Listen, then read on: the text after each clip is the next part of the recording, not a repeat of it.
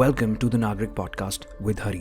इस टॉपिक को हम एक बार ग्लोबल लेवल पे लेट्स ट्राई टू एनालाइज कि लेट्स से अगर इंडिया में प्रॉब्लम है बट इट्स नॉट कि ये प्रॉब्लम बाहर नहीं अकर हो रही है, राइट? वी हैव सीन के through out the European union and let's say even north America, I was taking a look at the numbers, जो population growth है of Muslims and them using democracy, demographics as a central tool to, if not political control, but have a major representation कि अगर आप एक big enough minority बन जाते हैं then and you already are by nature आप एक inflexible minority हैं तो the majority bends to your will. We've seen that broadly. And वो चीज़ हम यूरोप में भी या बाकी कंट्रीज मतलब बेसिकली आउटसाइड इंडिया में भी हम वो चीज़ देख रहे हैं वो चीज़ देख रहे हैं.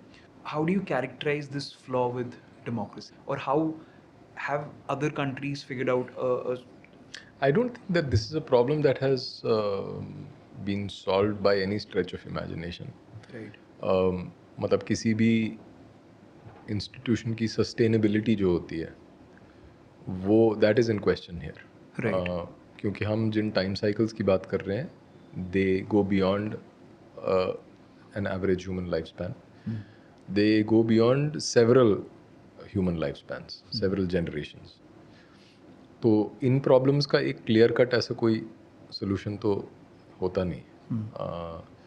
तो डेमोक्रेसी की प्रॉब्लम इसलिए कहीं पे भी मुझे नहीं लगता कि it is anywhere close to resolution. I don't think that democracy is going anywhere. Right. But हमेशा ये ज़रूर हुआ है कि डेमोक्रेसी को की जो फेलिंग्स हैं उसको कवर करने के लिए बाकी स्ट्रक्चरल चेंजेस हो जाती हैं.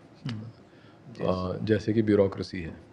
तो ब्यूरोक्रेसी की ज़रूरत क्या है डेमोक्रेसी में? अगर नेता है, रिप्रेजेंटेटिव हैं, बाकी आर्म्स ऑफ स्टेट हैं, why do you need a permanent bureaucracy?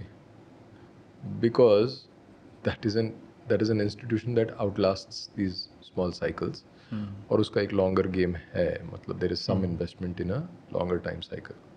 तो एक रजीम से दूसरी रजीम, आज बीजेपी है, कल कांग्रेस हो, परसों समाजवादी हो, तो the way the Indian state operates will not change drastically क्योंकि द ब्यूरोक्रेसी इज़ परमानेंट. और वो कंटिन्यूटी देने के लिए एकदम अति आवश्यक है.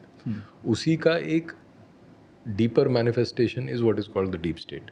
तो डीप स्टेट कोई ऐसी, मुझे निजी तौर पे मुझे नहीं लगता कि कोई कॉन्स्पिरेसी है. ये लोग बड़ी बड़ी बातें करते हैं डीप स्टेट, इसको मिसयूज़ भी करते हैं बहुत. बट डीप स्टेट का कहने का मतलब ये है कि जो सरफेस के नीचे जो स्ट्रक्चर्स हैं, पावर स्ट्रक्चर्स और पावर फ्लोज, जो नेटवर्क्स हैं, वो नियरली परमानेंट हैं.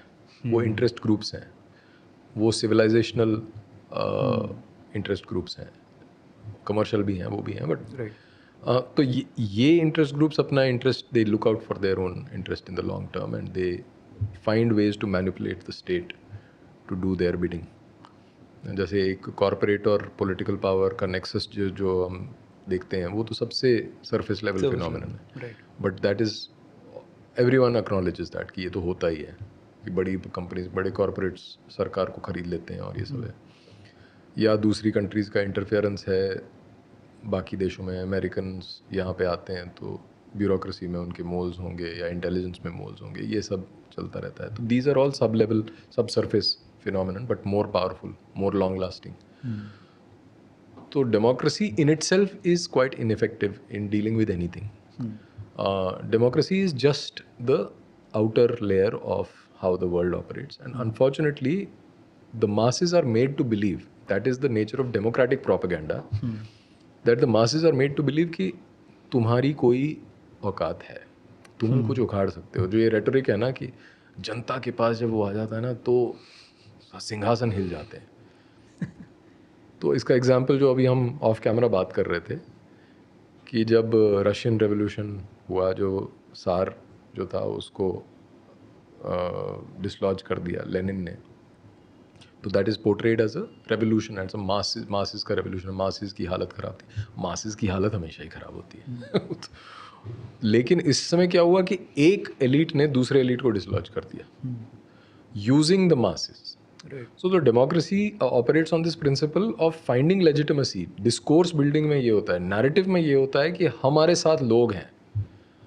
ये लोग किसी के साथ नहीं होते. लोग तो malleable है वो. आप उसको प्रोपेगेंडा से कहीं पे भी ले जा सकते हो. जो मैं बता रहा था कि वही आदमी जो कंटेंट के इसमें, जो आदमी ध्रुव राठी देखता है वही आदमी कोई राइट विंग का भी चैनल भी देखता है, वही आरजे रौनक भी देखता है, वो सौरभ द्विवेदी का लल्लन टॉप भी देखता है, वो सब देखता है. किसी दिन वो किसी से एग्री करता है, किसी दिन वो किसी से एग्री करता है, और वो अपना काम कर रहा है बेसिकली. वो उसको थोड़ा डिस्ट्रैक्शन चाहिए, वो करके वो अपने काम में बिजी रहता है. ये नेचर ऑफ मासेस है. बट जिसको बिड फॉर पावर करना है, जिसको पावर एक्वायर करना है और उसको कुछ उखाड़ना है अपनी ज़िंदगी में, वो ये सब यूज़ करके मैनिपुलेट करके अपना वो कर लेता है. तो coming back to the question कि ऐसा कोई 5 स्टेप फार्मूला तो है नहीं डेमोक्रेसी को कैसे डील करना है. But again going back to the same thing कि अगर हमारे इंटरेस्ट ग्रुप्स कहाँ हैं, इसीलिए मैं बार बार इंस्टीट्यूशन बोलता हूँ कि वही तो चीज़ है जो हमें पावर से डील करने या पावर एक्यूमुलेट करके स्टेट के साथ कैसे डील करना है, कैसे कॉम्प्रोमाइज़, कैसे नेगोशिएट करने हैं, हमारे क्या पॉइंट्स हैं, हमारा क्या विजन है, वो सब है नहीं. और वो पुराने काल में वो जो हमारे मठ मंदिर थे, जो हमारे धार्मिक इंस्टीट्यूशंस थे, वो करते थे, जो हमारे धार्मिक लीडर्स थे वो करते थे. लेकिन अब वो इंस्टीट्यूशंस ये जो डिक्लाइन हुआ है, तो वो वापस रीबिल्ड जब तक नहीं होंगे तो हम भी डेमोक्रेसी के मोहताज रहेंगे और हमेशा यही रोना रोते रहेंगे कि अरे मैंने तो वोट दिया था लेकिन उसने किया नहीं, मैंने तो वोट दिया था. उससे काम नहीं चलेगा. डेमोक्रेसी एक सरफेस लेवल एक फिनोमिनन की तरह ऑपरेट कर रहा है. द एम इज़ जिसको कॉन्टिन्यूटी देने के लिए एक bureaucracy which is let's say a little more longish form of institution जो एग्जिस्ट करता है, जो उन रिजीम चेंज को स्मूदन आउट करता है, उनके एब्स एंड फ्लोज को. So the idea, the core messaging would be कि आप उन सारे लेवल्स के नीचे इंस्टीट्यूशन बिल्डिंग करें, सो दैट कम वॉट में लेट कुछ भी ऊपर के सतह पे चीज़ें चेंज होती रहें, बट नीचे the narratives, the messaging, the way you interface and engage with the state, जी, वो एक उसमें एक परमानेंस रहे, एक प्रेशर ग्रुप्स की फॉर्म में आप एग्जिस्ट करें. जी.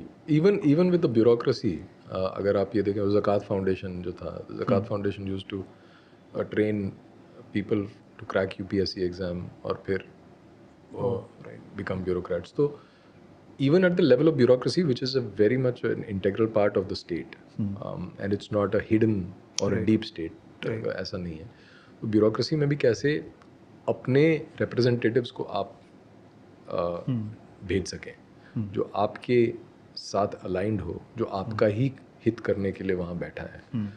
ये the Muslims have a clear strategy with respect to that, and they have invested in that, and kudos to them. I mean, I'm saying that, even if I may have serious problems with the religion as such, because I am a victim of that religion, but I do appreciate and admire the way they've organized themselves and how they look out for each other's back. They look out for their own interest. They have a vision, however disagreeable to me it may sound, but they have a vision that they are pursuing. हमारे पास वो सब नहीं है और उसको urgently build करने की आवश्यकता है. और डेमोक्रेसी में एक स्पेशल टाइप के इंस्टीट्यूशंस बनाने होंगे जो डेमोक्रेसी के प्रिंसिपल्स को यूज़ करके वो कर सकें. तो यही सारा खेल है. The other side is ensuring कि one side through demographics you take on the upper layer. No, there I have a slightly different take. देखिए, मतलब एक there may be some incentive or some forms of coercion, soft coercion or whatever or incentivizing कि आप ज़्यादा बच्चे पैदा करो, पर वो इतना ज़्यादा स्केल नहीं हो सकता वो चीज़, क्योंकि अल्टीमेटली बच्चे आपको बड़े करने हैं. तो हाँ ठीक है, मतलब ऐसा होगा कि कुछ पेट्रो डॉलर्स आते हैं या जैसे कुछ एस्टिमेट्स हैं कि 50,000 करोड़ मिडल ईस्ट से एनुअली आता है, या ज़कात से रेज़ करते हैं मुस्लिम्स, और उसमें से कुछ पोर्शन होगा कि हाँ, हम जितने ज़्यादा बच्चे पैदा करोगे उतना हम आपको फाइनेंशियल एड भी देंगे। पर मोर इम्पॉर्टेंटली जो एक ऑर्गेनिक और एक स्पॉन्टेनियस रियलिटी है वो है कि जो उनका TFR है वो अदरवाइज भी it's better than other communities in the west. It's better than the white Christians in compared in India. You compare it with Jains and Parsis, it is very starkly different, and with Hindus also they are faring much better as compared to Hindus have various communities, उनके अलग अलग हैं, but ये largely is on account of them having a community in itself, और वो उनका एक success है जो हमारे पास नहीं है। हम आर्टिफिशियली उसको इंड्यूस नहीं कर सकते। जब हमारी कम्युनिटीज़ सोशली इंजीनियर करके तोड़ दी गई, जो हमारी जातियों को इतना बदनाम कर दिया कि हाय जातिवाद है, और इकोनॉमिक रियलिटीज़ भी ऐसी हो गई, अर्बनाइजेशन हो गई, उस वजह से ख़त्म हुआ। तो instead of actually having ways to preserve that sense of community among homogenous groups, you are encouraging कि नहीं वो भी ख़त्म कर दो, तो TFR तो नीचे ही जाएगा ना। क्योंकि बच्चे बड़े करना, बच्चे संभालना, ये एक कम्युनिटी का काम होता है, और जब कम्युनिटी नहीं होती तो आज जो आप अर्बन इंडिया में, जो हम दिल्ली NCR में रहते हैं, तो the stark reality is that there is no community to help you raise kids. So people will either have just one or two, या 2 भी बड़ी बात हो गई, या बोला छोड़ो यार क्या ही करना।